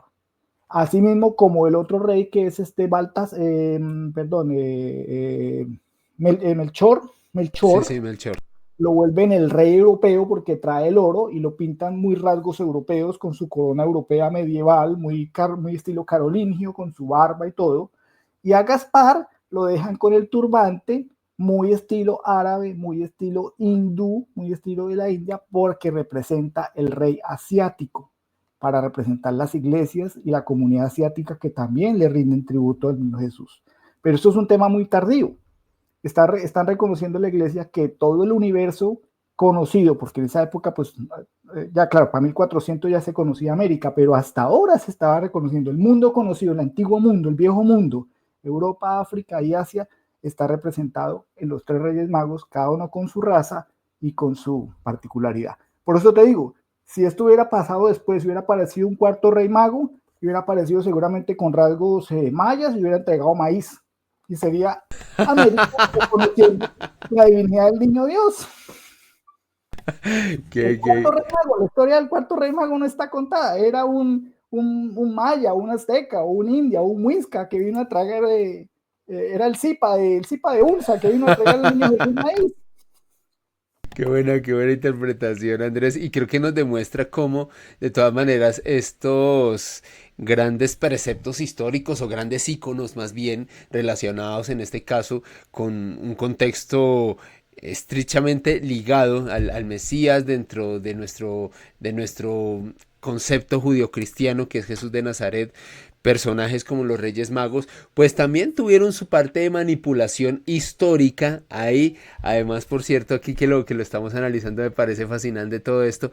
Y Y finalmente, mira, Andrés, Alejandro, sí, pero mira, como colofón de esta historia de los Reyes Magos, aparece otra figura que me parece fabulosa, y esta famosa figura de Santa Elena, la madre del emperador Constantino, sí, el señor. mismo emperador que convierte la religión oficial de Roma como el cristianismo. La mejor arqueóloga de toda la historia, No, porque consiguió ella, todo. mejor dicho, Consiguió todo. Indiana Jones es nada al lado de ella, ni Howard Carter, ni nada de ella. Era la mejor arqueóloga del universo conocido. Porque esta mujer, estamos hablando de por allá del siglo IV, V, resulta que viaja, cuando se adopta la religión oficial del cristianismo del Imperio Romano, ella, siendo mujer, viaja a Tierra Santa y, oh sorpresa, es que mejor dicho, se le alinearon todos los astros de Belén y todo lo demás. Oh sorpresa, descubre no solo el sitio de la Natividad de Cristo, que no hemos dado a saber si es una cueva o un portal o quién sabe dónde fue, pero ella descubre y entonces aparece la famosa cueva de la Natividad que hoy en día se venera en Jerusalén. Fue ella la que dijo, aquí nació Jesucristo y ahí fundó la iglesia de la Natividad y hoy por hoy la Basílica de la Natividad. Bueno, pero además no contento con eso, doña Santa Elena descubre los restos de la Vera Cruz. Los clavos imagínate, un pedazo de madera para esa época, creo que tenía como 500 años de antigüedad, un pedazo de palo que, oh sorpresa, no se pudrió, pero aparece la Vera Cruz y ella se lleva las astillas de la Vera Cruz diciendo, esta es la cruz donde clavaron a nuestro Señor Jesucristo. Y astillas de la Vera Cruz hay, creo que en todas las iglesias de Europa, Sí, sí. como reliquias, porque es que eso era un negocio. Claro, Tú ponías claro. tu iglesia en la Edad Media, tenías una reliquia de un santo, un huesito, un cabello, lo que sea, una astilla de la Vera Cruz, te asegurabas el peregrinaje de gente, y es decir, entradas de oro al pueblo y a la iglesia donde estaba eso. Entonces era el negocio redondo de la Edad Media, tener reliquias. Pero no contenta con ella Santa Elena como colofón, porque es que aquí sí la sacó del estadio, Santa Elena se encuentra por obra y gracia del Espíritu Santo la tumba de los 3 Reyes Magos. O sea, imagínate, no Tremenda, encontró tremenda. la de 1 ni la de 2, los encontró a los 3, o sea, a los 3 se murieron, a los 3 los enterraron en el mismo lado y ella 500 años después llega y se los encuentra junticos, los desentierra y se los lleva para Constantinopla, la sede del Imperio Romano en la época de Constantino. Acuérdate que ya estaba el Imperio Romano de Oriente, Bizancio, y custodia las reliquias de los Reyes Magos, se lleva a los Reyes Magos. Por eso es que empieza a coger relevancia el tema de los Reyes Magos en Europa, gracias a Santa Elena. Si no hubiera sido por Santa Elena, seguramente en España no celebraríamos los Reyes Magos. Fue Santa Elena la que se los lleva como reliquias. ¿Cómo? No se sabe cómo aparecieron los Reyes Magos. Por eso te digo, es posible hasta que ni siquiera los Reyes Magos hayan existido. Pero bueno, se llevó unos huesillos de algo que seguramente eran los Reyes Magos para ella, y se los lleva a Constantinopla, a Bizancio, a Estambul. Y ahí duran un tiempo hasta que estos huesos son trasladados en el siglo IV a la Catedral de Milán. Y en la Catedral de Milán permanecen un tiempo hasta que aparece uno creo que es de tus figuras emblemáticas favoritas de la historia, el famoso Federico II Barbarroja. Sí, señor, claro que sí. Famoso porque era el sacro emperador del Sacro Imperio Romano Germánico en la Edad Exactamente, Media. amén. Sí. Por supuesto, y nuestro gran cruzado fabuloso Federico II Barbarroja Hofstassen, que tenían bastantes cosas ocultistas y místicas, tema para otro video si les gusta. Llega Sí. a Milán, asedia Milán, estamos en esa época de asedios y época de bárbaras naciones, asedia Milán, Algunos dicen que destruyó la catedral de Milán y se llevó las reliquias, otros dicen que ante el poder del ejército de Federico, Milán se rindió y no, tranquilo, mi hermano, haga lo que quiera. El hecho es que Federico se apropia de las reliquias de los Reyes Magos y se las lleva para su país, para Colonia en este caso, para Baviera, para toda esa zona de Alemania, y terminan en una iglesia en Colonia. Una iglesia. Vuelvo y te digo, las reliquias de los Reyes Magos. Mira el poder que tenía esto. Al quedarse esas reliquias por decenas de años guardadas en una humilde iglesia en Colonia, se financia la idea de crear una monumental catedral, que es la Catedral de Colonia, que hoy en día todavía existe, y es, si no me equivoco, el tercer lugar más visitado por los feligreses católicos en el mundo. Sí, señor. Posiblemente el Vaticano, posiblemente no sé qué otra catedral, tal vez la de Santiago de Compostela, donde están supuestamente los restos del apóstol Santiago, y la Catedral de Colonia por nuestros amigos los Reyes Magos. ¿Cómo te parece esta historia? Tremendo, maravillosa historia y sobre todo cómo esto nos ubica con uno de los lugares de peregrinación más importantes de Europa y del mundo, como es la Catedral de Colonia, imponente.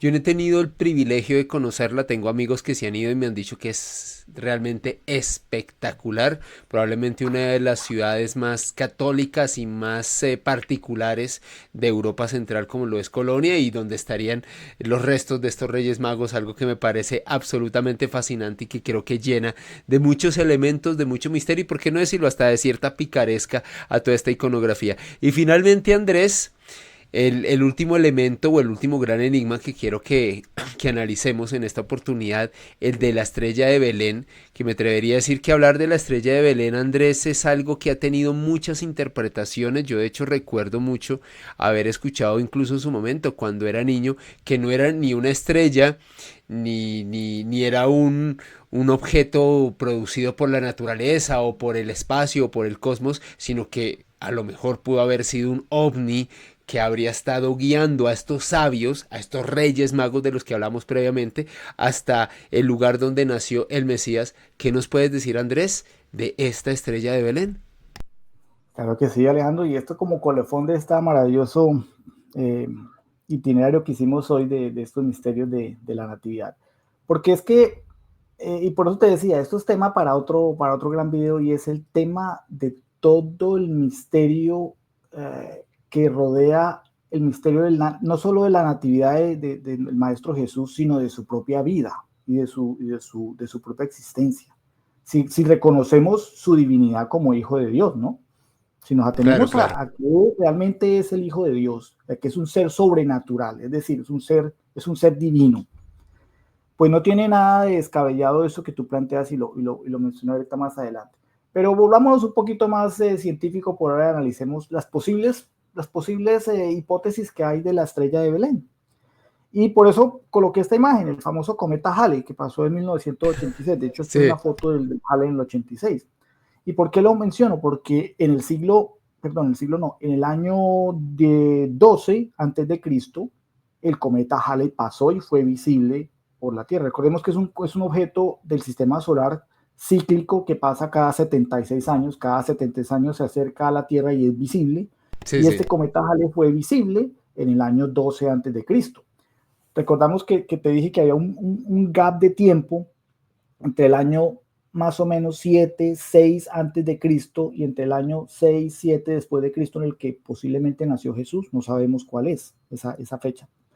Pero este está un poquito más alejado en el tiempo, porque dice el 12 antes de Cristo, pero podría ser, y si no fue el Halley, pudo haber sido otro cometa. Yo recuerdo que en el año 97 yo vi el famoso cometa de Halley-Bopp, cometa hermoso, y también creo que es un cometa cíclico. Entonces, una de las hipótesis que mencionan los estudiosos y la gente, los académicos, los expertos de este tema, es que la estrella de Belén pudo haber sido un cometa. ¿Y por qué dicen un cometa? Porque es que en el Evangelio de Mateo, que es donde se menciona el tema de los Reyes Magos y de la famosa estrella de Belén, dice aquí, capítulo 2, versículo 9, ellos, habiendo oído al rey, o sea, ellos los Reyes Magos, se fueron, y la estrella que habían visto en el oriente iban delante de ellos hasta que llegando se detuvo donde estaba el niño. Es decir, mencionan una estrella que se mueve. Y sabemos que las estrellas están fijas, las estrellas no se mueven. O sea, las estrellas tienen un movimiento aparente porque la bóveda celeste cambia lentamente a través del año y pasan, pero esto no es lo que estamos viendo aquí en el Evangelio. Está viendo claramente un objeto que se mueve. Y un objeto celeste que se mueve, pues nos hace pensar en un cometa. Y por eso aparece la hipótesis del cometa.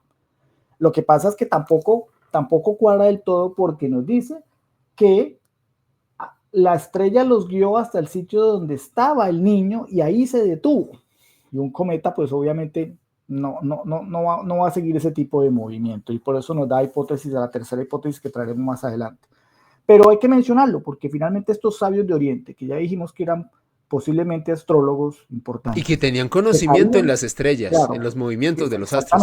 exactamente, que sabían precisamente, porque era su profesión, miraban todos los días el cielo, el firmamento, hacían sus cálculos y sabían el movimiento de las estrellas, el movimiento de los planetas, las famosas efemérides que nosotros vemos hoy diariamente, que por software las podemos calcular súper fácil. Ellos, por el transcurso de todas las noches mirando y mirando, observaban y captaban este tipo de señales que para nosotros son ya un conocimiento medio perdido, y ellos podían haber identificado estas señales en el cielo como la famosa estrella de Belén que se menciona aquí por Mateo.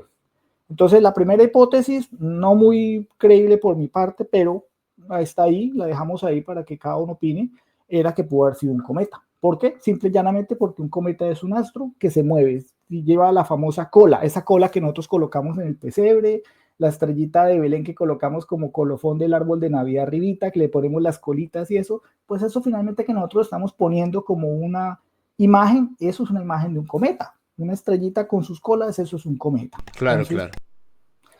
De hecho, es Orígenes, otro de los padres de la iglesia, en el año 248 después de Cristo, quien propuso que la estrella de Belén fuera un cometa. Pero también miremos en ese contexto histórico. También algunos mencionan que pudo haber sido una supernova, una nova o una supernova. Una nova es una estrella que en la etapa final de su vida, pues, destella de una manera más predominante, que destaca en el cielo sobre las demás, y la supernova es un estadio de un tipo de estrellas que son más masivas que el Sol, supermasivas, y que no solamente se expanden y brillan con tal, sino que finalmente explotan, arrojando toda esa materia al espacio y generan un destello tan enorme que puede ser visto, digamos, prácticamente en toda la galaxia. Es una cosa impresionante, una supernova. Astrólogos chinos y coreanos, ahí nos vamos a unas fuentes muy lejanas en el espacio, mencionan que hubo un evento que ellos identifican como nova o supernova en el año 5 antes de Cristo, para esa fecha de la natividad de Cristo. Entonces pudo haber sido una nova o una supernova. Investigaciones modernas lo descartan porque si hubiera habido una nova o una supernova, quedarían a fecha de hoy ciertos residuos estelares, pues podemos trazar esas cosas y pues no se han encontrado. Pero los registros chinos y coreanos, obviamente del siglo V, con una tecnología muy rudimentaria, hablan de algo que se identifica como una nova o una supernova en el firmamento, que pudo haber sido esa famosa estrella de Belén y que estos sabios de Oriente pudieron investigar. Pero sigue adelante. Claro que sí, mi hermano. Hay algo muy interesante que de hecho tú nos compartiste aquí en el material que estamos en este momento proyectándole a nuestros espectadores. Este particular triple conjunción Júpiter y Saturno que ocurrió en el año sexto antes de Cristo y que haría parte de lo que tú dices de ese periodo en el cual, de acuerdo a, fíjense cómo se unen todos los temas, son interrelacionados, que hemos tratado aquí con Andrés, haría parte de ese periodo en el cual, de acuerdo a algunos investigadores, ese momento del tiempo en el cual pudo haber nacido Jesús de Nazaret, amigo. Claro que sí, mira. Este ejercicio lo hice yo ayer con un programa que se llama el Stellarium. Es gratuito, cualquiera lo puede descargar, Stellarium, y te descarga esto y tú puedes simular ahí cualquier cosa en el tiempo. Tú puedes colocar la fecha, el tiempo, el sitio geográfico. Entonces, ¿yo qué hice? Resulta que hay una hipótesis del astrónomo Johannes Kepler, ese famoso Por astrónomo favor. Kepler, que sacó las leyes de los movimientos de los planetas, las leyes de Kepler.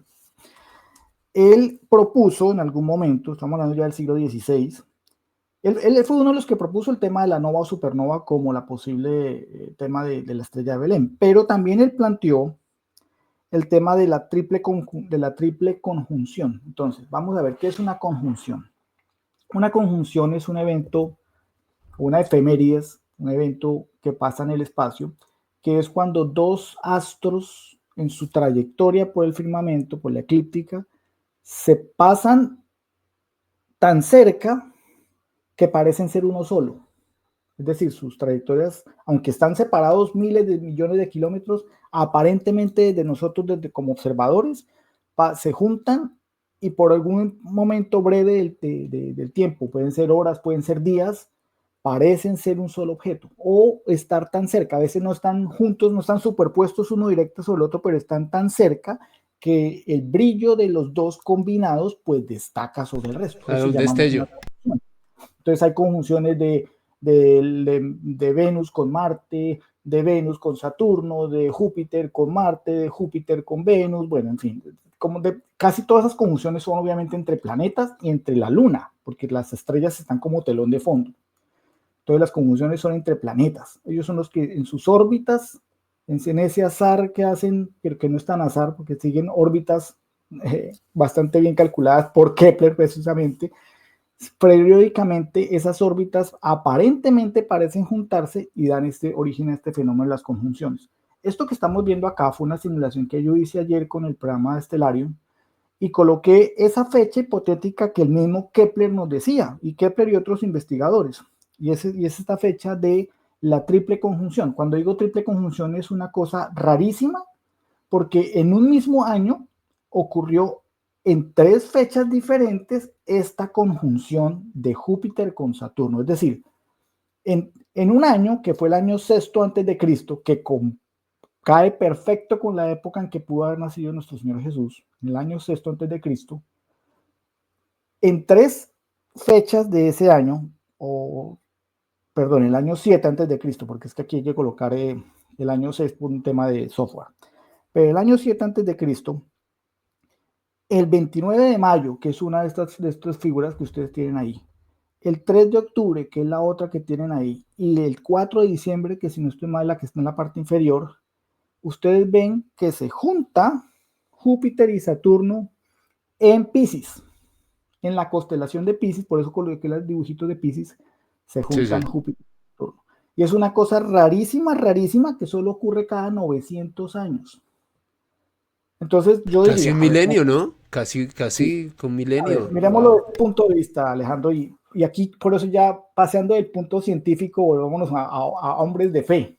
Sí. Si yo fuera el gran creador y mando a mi hijo Jesús a redimir a esta humanidad, yo aprovecho algo que es como la creación y este evento natural y que pasa cada 900 años para que sea la famosa estrella de Belén que guía a los sabios de Oriente que tienen la sapiencia para descifrar esto que pasa 3 veces al año para que los guíe hacia Jerusalén. Entonces yo creo que puede ser, y esta hipótesis de la conjunción puede ser una hipótesis bastante acertada desde el punto de vista natural, científica, de lo que pudo haber sido la estrella de Belén, porque sucedió en tres periodos en el mismo año. Es decir, estos sabios de Oriente que saben identificar, que están rastreando el movimiento de Venus, de Júpiter, de Saturno, bueno, en fin, de los astros que se podían ver en esa época, les tuvo que haber parecido bastante peculiar que en un mismo año vean estos 3 y ellos dicen, aquí algo raro, aquí algo raro. Además, Júpiter estaba considerado como el rey de los dioses. Entonces, que aparezca con ese astro particular, pues ya me marca a mí algo interesante. Pero además Saturno es el símbolo en la antigüedad asociado por los caldeos, que son los mismos persas y los mismos, estos sabios de Oriente posiblemente eran persas, caldeos o lo que sea, Saturno representaba al pueblo de los judíos. Entonces, si tú dices, esta estrella Saturno que representa al pueblo de los judíos, se asocia con Júpiter, que es el rey, aquí hay algo interesante. Aquí hay algo interesante que pudo haber hecho que ellos cogieran sus camellos, le dijeran al rey, tal luego que tenemos que ver algo interesante y nos vamos porque aquí está pasando algo interesante en el pueblo de los judíos. Y seguramente si eran sabios, ellos posiblemente tenían acceso a los libros sagrados del judaísmo Claro, y a las claro. profecías que marcaban que iban a ser el rey de los judíos. ¿Cómo te parece? Maravillosa aseveración, sobre todo Andrés, porque tiene mucha lógica. Hombres estudiosos, reitero la palabra, hombres iniciados en conocimientos herméticos, hicieron muy seguramente esta relación estudiando los astros, habiendo conocido las profecías, y claro, lo tomaron como una señal. Maravilloso. Nunca me lo habían explicado así, pero me parece fascinante, Andrés, cómo lo argumentas. De hecho, dentro del material que nos compartiste, también hay otra serie de conjunciones ocurridas en el año 2 antes de nuestra era y el año primero, también muy interesantes, otras simulaciones que tú hiciste. O sea, esto es material exclusivo que Andrés nos está presentando. Estos son cálculos que él nos está haciendo, y de verdad muchísimas gracias, mi hermano, por este trabajo. Y en esta oportunidad, y lo que está apreciando la comunidad en este momento en sus dispositivos, es una conjunción Júpiter-Venus en Leo correspondiente al 12 de agosto del año 2 antes de Cristo, y más abajo una conjunción Júpiter-Venus en Leo del 17 de junio del año primero antes de Cristo. ¿Qué nos puedes decir sobre esto, amigo? Mira, estas me parecieron muy interesantes por lo siguiente. Resulta que es que esto tiene una connotación simbológica muy grande. En las anteriores veíamos a Júpiter y a Saturno. En estas tenemos a Júpiter y a Venus. Entonces ya miramos, Júpiter representa ese tema de la realeza, ¿no? Del dios, ¿no? Del dios. Júpiter era el dios, tanto para los romanos como para los mismos astrónomos. Júpiter siempre ha sido asociado a poder, a realeza, a poder. Pero cuando se junta con Venus, que además es un tema de fertilidad de la madre, muy asociado a la madre universal, a las antiguas diosas de las mitologías antiguas siempre asociaban a Venus, Ishtar, Astarte, Isis, en fin, todas estaban asociadas a Venus. Entonces se está juntando, ahí le estamos dando realeza al tema de María como la madre de ese dios encarnado, en una junta de Júpiter con Venus, pero además una particular especial, que esta conjunción está muy cerca de la constelación de Leo, y Leo es la constelación que se asocia al león de Judea, al rey David, a los judíos, a la casa real de David. Por eso, ahorita todavía en épocas modernas, el león se asocia a la casa real de David de Israel. Símbolo de Israel prácticamente. Claro, el pueblo real está representado en Regulus, en Leo, y una estrellita que hace parte del pecho de León, que no se junta exactamente con la conjunción de Júpiter y Venus, pero está muy cerca. Es la estrella Regulus, y Regulus, recordemos que la mayoría de las estrellas modernas que tienen nombres árabes, por eso te digo, estos sabios de árabe dieron el nombre de su cultura a las estrellas. El Regulus significa el pequeño rey o el pequeño príncipe. Entonces, que se te junte Júpiter con Venus y además es una conjunción bastante junto, porque esas sí se solapan, no es que estén cerquita, estas sí está una sobre la otra, y que pasen cerca de la constelación de Leo que representa al pueblo de Israel, y casualmente muy cerca de la estrella Regulus, en ambas, tanto en la del 12 de agosto como en la del 17 de junio, ahí sí, como dicen, yo creo que esto ya no es coincidencia, para mí esta es una muy buena teoría de la famosa estrella de Belén. Y están marcadas más o menos dentro del periodo en el que pudo haber nacido el Mesías Jesús. ¿Cómo te parece? Tremendo, espectacular, Andrés, qué maravilla de verdad poder apreciar todo esto que nos comentas. Reitero, son hipótesis muy personales tuyas, pero con un fundamento muy interesante.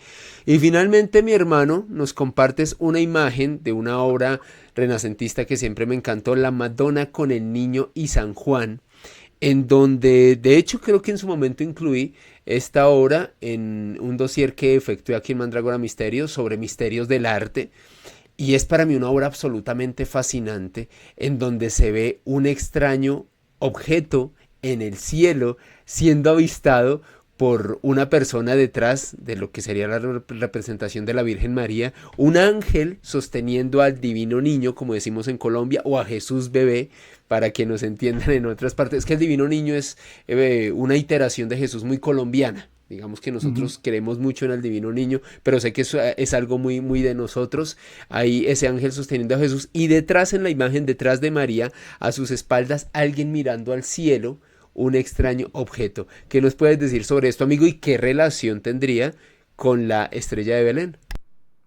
Bueno, como te decía, como para colofón, como para cerrar ahí con los taches en alto, pues no hay que descartar la otra hipótesis, porque está bien claro. Y por eso te decía, si reconocemos que el Hijo de Dios, con todo el misterio que es un ser sobrenatural, que se encarna en María la Virgen, pero reconocemos que el Padre Creador ni siquiera es un ser de la tierra, porque Él creó la tierra, es un ser que viene, está por encima de la tierra, y manda a su Hijo, pues la hipótesis extraterrestre no está de todo el punto descartable. Posiblemente la estrella de Belén haya sido un objeto artificial que el Padre Creador en su sapiencia guió como un objeto artificial para que guiara a los sabios de Belén. Y esto sí se empata perfectamente con el Evangelio. La estrella que guía a los sabios y se para exactamente donde está el portal. Es decir, ahí sí no tenían que ser astrónomo, ni astrólogo, ni sacar cálculos, ni ganarse el cerebro sacando conjunción, ni nada. Simplemente ver el objeto que los guía y se parquea y les dice exactamente aquí está. Y se contrasta con los ángeles que miramos en la otra ayuda que le anuncian al pueblo de los pastores que ha nacido Dios. Pues si este objeto realmente es un objeto artificial, por decir extraterrestre, y venían en ellos unos seres angélicos que en la tradición y en estas muchas mitologías podemos asociar a los ángeles como mensajeros de Dios, es decir, estos seres sobrenaturales que están en ese objeto y le anuncian esta buena nueva a los pastores, empata perfectamente. Y además, ¿por qué lo pintan en estos cuadros renacentistas? El autor tenía una inspiración divina, ¿por qué se lo inventó? No creo. O sea, mira, además algo curioso, tú que eres bien observador, ¿qué notas de raro en este cuadro? Pues Más allá, particularmente, más allá del ovnio, más allá del objeto extraño. pues, parcero, por un lado, a mí me parece, bueno, la interpretación de esta obra de arte, que hay que tener en cuenta que en el Renacimiento se propendía por hacer imágenes que tuvieran un realismo y una percepción y una representación del ser humano, casi siempre basadas en la proporción áurea, muy maravilloso. A mí me encanta de este cuadro, y dentro de lo particular mi hermano, es que precisamente, casi como un símbolo, una de esta persona que está mirando precisamente hacia el cielo como una especie de mensaje velado, un mensaje cifrado.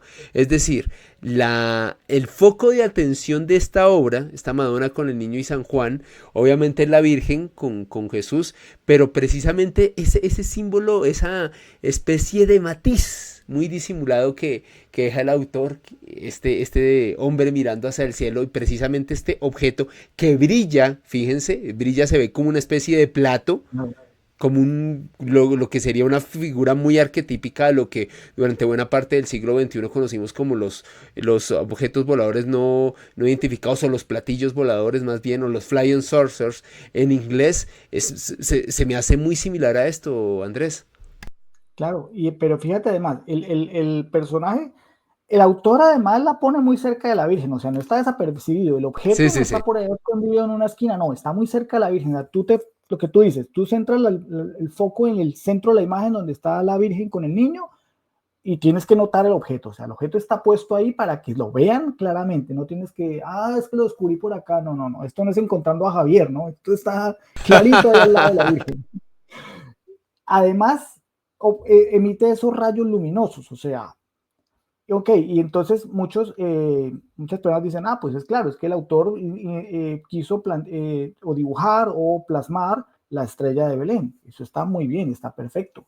Pero es que la estrella de Belén está de día, Alejandro, y de día no se ven estrellas. El cuadro es de Exactamente. día, no es de noche. Luego, esa estrella de Belén no puede ser una estrella porque se ve de día y de día está la persona allá mirándola, o sea, es algo que le causa porque se quedó mirándolo y al lado de él hay un perrito además aullándole, mira al perrito, el perrito le está ladrando y uno dice, claro, los perros le ladran a la luna, perdonan, pero yo nunca he visto un perro aullando a la luna. Y si aparece un helicóptero o aparece algo raro que perturba al perro y lo espanta, el perro sí le va a ladrar. Entonces, ahí te la dejo. ¿Será que la estrella de Belén realmente fue un objeto extraterrestre? ¡Wow! ¡Qué ¿Qué manera tan dices? brutal de Ya cerrar miramos este! desde el punto de vista científico, puede ser una conjunción, ya les mostré las estas, miramos las teorías, una nova, supernova, cometa, efeméride, algunos dicen que fue hasta la estrella Sirio, bueno, en fin, pero a mí esta teoría de la estrella de David, un objeto extraterrestre, volviendo al tema mesiánico y a la figura que es el Maestro Jesús, pues a mí también me cuadra esta posible hipótesis. ¿Cómo la ves? Tremendo cierre, querido Andrés, en este completísimo dossier que hemos hecho sobre estos enigmas de estos auténticos íconos de la natividad. Mi hermano, para mí ha sido un privilegio y sé que para buena parte de la comunidad el haber contado contigo, con tu tiempo, con tu sapiencia, con estas imágenes, con este análisis que tú nos has hecho. Amigo, a modo de conclusión un poco, me gustaría que nos comentaras, por un lado, que nos des tu versión ya muy personal, porque tú nos expusiste temas, pusiste teorías, autores, el análisis. Entonces, primero, para Andrés Abella, ¿en qué fecha nació Jesús? Como dirían en España, mójate por un año y por un mes. Para ti, para Andrés Abella, ¿cuándo sería ese acontecimiento? Yo diría, Alejandro, que yo me voy por la hipótesis del antes de Cristo, ¿no? Sí, sí, De hecho, no existe el año cero, ¿no? El sí, año sí, sí. cero solamente es una revista muy famosa, Misterio, que me gustaba mucho, pero el año cero no existía, porque cuando este autor que yo les mencionaba, el famoso Dionisio el Exiguo, que se encargó de hecho, él fue el que creó el tema del año Domini, año de Dios. A partir de ahí fue que empezamos el calendario de año 1, año 2 después de Cristo. Esto que hacemos de antes de Cristo, después de Cristo, se lo vemos muy posteriormente a una adopción que él hizo del año Domini. Entonces yo sí creo la hipótesis de que Jesús de Nazaret nació en algún momento en nuestra Judea del año sexto, yo diría entre el sexto o séptimo antes de Cristo, antes de nuestra era, por ahí, ¿Y en qué por ahí. mes? ¿Y en qué mes crees tú? El mes, yo creo que Jesús no nació en diciembre. Yo creo que Jesús tuvo que haber nacido. Yo me decanto mucho por el tema de la primavera. Para mí, abril o mayo puede haber sido una buena fecha. Y además, ¿por qué me gusta? Porque es que además encontré una cosita que no te lo comenté, pero me parece divino esto que te voy a comentar. Si tú miras el Evangelio Armenio de la Infancia, que es un texto apócrifo que no es muy conocido, Sí, señor. menciona algo bonito, dice, Jesús nació cuando las higueras comienzan a florecer y las flores Qué buen dato. florecen entre abril y marzo. Plena primavera. Tal cual, mi Es la hermano. primavera. Tal vez la primavera del año sexto, séptimo antes de Cristo fue cuando Dios nos bendijo con mandarnos a su Hijo Jesús. Para ti, ¿quiénes eran los Reyes Magos? Los Reyes Magos evidentemente eran unos sabios de Oriente, unos sabios tal vez persas, tal vez de algún reino oriental, poseedores de un conocimiento no solo matemático, astronómico y astrológico, sino conocedores de una profunda tradición de los pueblos judíos, realmente unos sabios que vinieron realmente a adorar a este Hijo de Dios y pues ya, era tal vez, y por eso el Día de los Santos Reyes es una epifanía, porque es una revelación, es una, es una, Claro, es una claro. muestra. De hecho, durante mucho tiempo la Navidad se celebró el 6 de enero, hasta cuando te mencioné que este Papa cambió y puso que era el 25 de diciembre para separarla de la Epifanía, pero la Epifanía es una de las fiestas más importantes de todo lo que significa el ministerio de Jesús. Son 3 epifanías y esa fue una Sí, de sí. las primeras. Si quieren un dossier sobre Jesús y sus misterios, lo hacemos después. Pero esta, la Bueno. epifanía, para mí parece importantísimo y sobre todo, como te mencioné, hayan existido o no, hayan sido 3, 4, 5, 10 o lo que sea, de donde hayan sido, fueron unas figuras que así hayan existido o no, hacen parte de todo lo que es nuestra Navidad y nuestra fe católica. Y finalmente, Andrés, Estrella de Belén, fenómeno astronómico o un artefacto hecho por inteligencia no humana? Aquí me pones en la delgada línea roja. El Andrés científico, hombre de ciencia, hombre de esa, me conjunto por una de esas conjunciones que te mencioné. Pero el Andrés de fe, el Andrés que le gusta el misterio, el Andrés que además cree en los misterios de Jesús como ser sobrenatural, diría que pudo haber sido perfectamente un objeto de algún lugar, de algún lugar. Ah, qué maravilla, Andrés. De verdad que un privilegio haber contado contigo. Por favor, recuérdale a la gente dónde te puede encontrar, tu canal de Twitch, tu perfil de Instagram para que la gente te siga.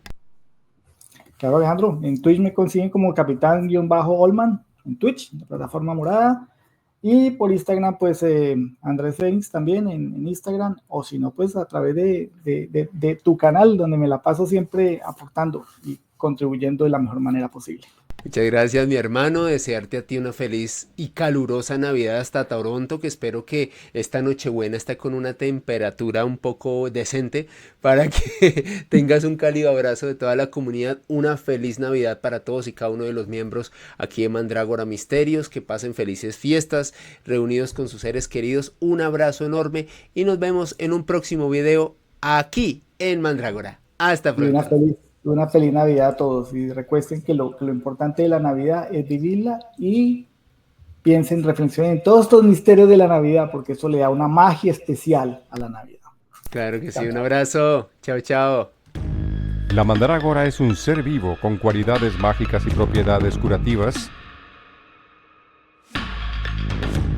que durante siglos nos ha llevado a un mundo donde la realidad y la ficción coexisten. Misterios, enigmas y curiosidades históricas se mezclan en Mandrágora, un espacio de lo insólito. Presenta Alejandro Bernal.